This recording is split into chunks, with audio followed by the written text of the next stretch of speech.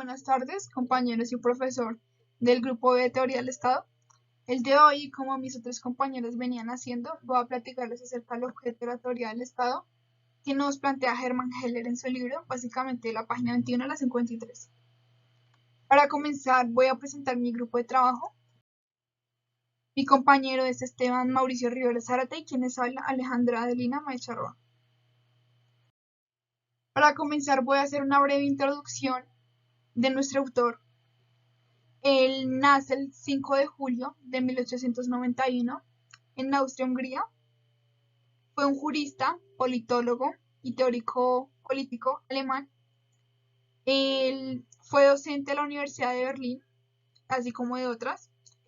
Durante la República de Weimar fue miembro no marxista del Partido Socialdemócrata Alemán. También cabe destacar que él tenía unas raíces judías, las cuales hacen que en el año 1933 se exilie a España, Madrid, puesto que el nazismo asciende al poder y pues lamentablemente ese mismo año fallece. También voy a añadir que él escribe varios libros, dentro de esos tenemos Europa y el fascismo, en el cual habla acerca de la crisis política que vive Europa en esa época. También destacar que él establece unas relaciones o unas teorías de relaciones para la parte socialdemócrata, el Estado y la nación, y también él realiza bastantes debates acerca de todos los elementos que plantean sus teorías.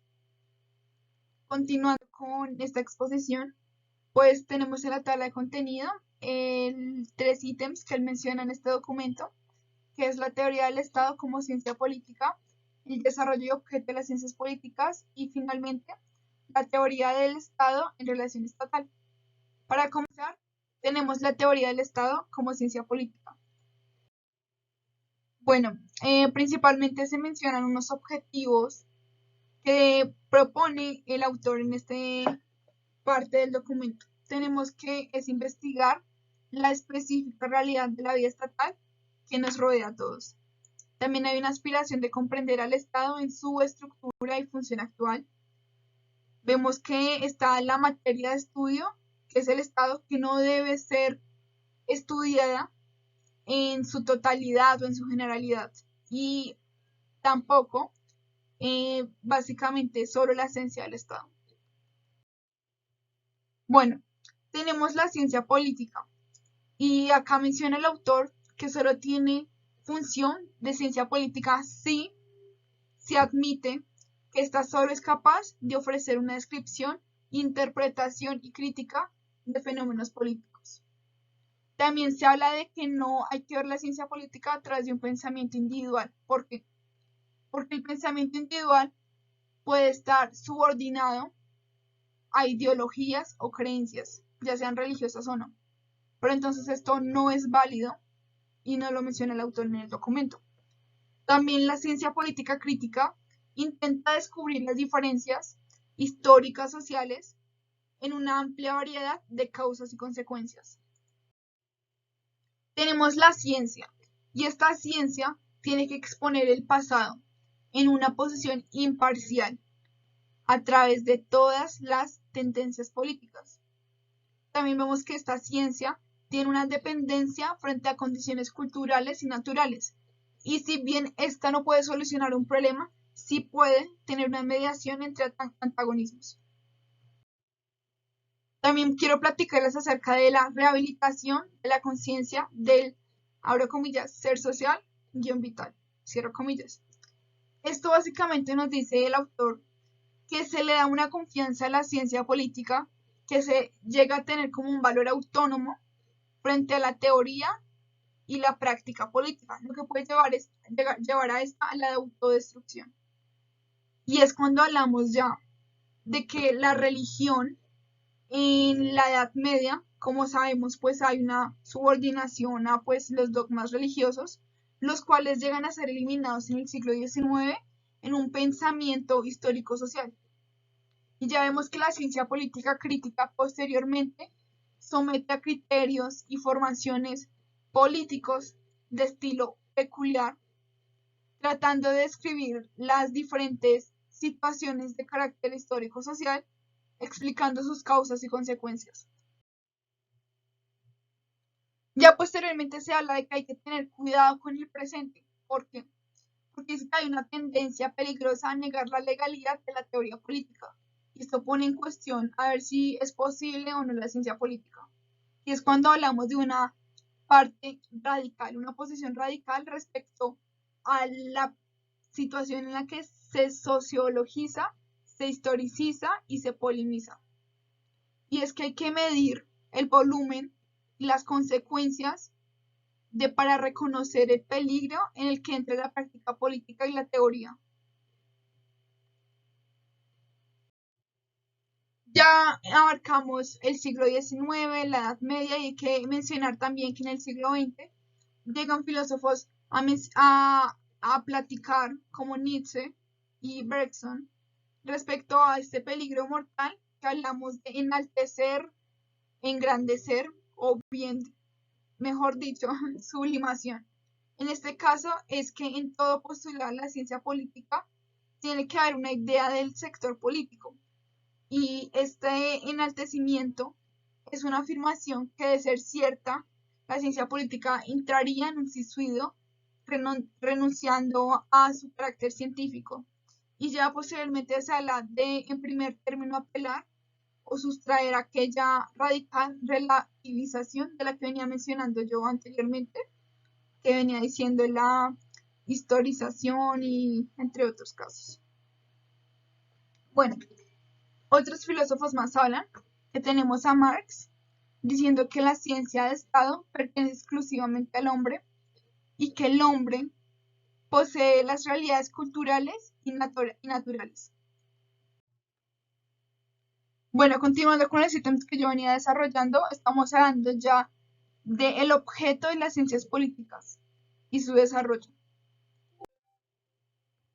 Tenemos una frecuente discusión que no viene de ayer ni de anteayer, sino que viene desde hace muchísimo tiempo, desde la época helénica, donde hablamos de unos filósofos que son los sofistas, que básicamente, como ya muchos sabremos, se dedicaban a vender información, a de pronto inculcar conocimientos en personas que querían ascender al poder y se les enseñaba el arte de hablar y de persuadir, la retórica. Entonces acá es cuando hablamos de pronto de esa evolución que ha tenido la ciencia política, la teoría respecto a su objeto de estudio, ¿no? Porque no podemos decir que el objeto está en sí, porque se ha visto que hay una multiplicidad de ramas en las ciencias políticas. Si bien veíamos que algunos se dedicaban a vender información, tenemos a Sócrates, que él no está de acuerdo con esto.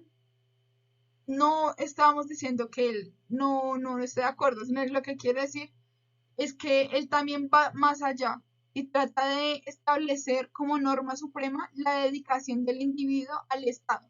Y también va más allá y quiere encontrar lo que sería un Estado perfecto. Hay personas que continúan con esto y siguen discutiendo y llegamos al modelo de una filosofía moral de Estado. Y llegan dos términos de los que hablaríamos en una polis helénica, ya que esta abarcaba la política y la religión, que sería la política y la ética, estos dos términos. Continuando pues ya con los filósofos tenemos a Aristóteles y Platón.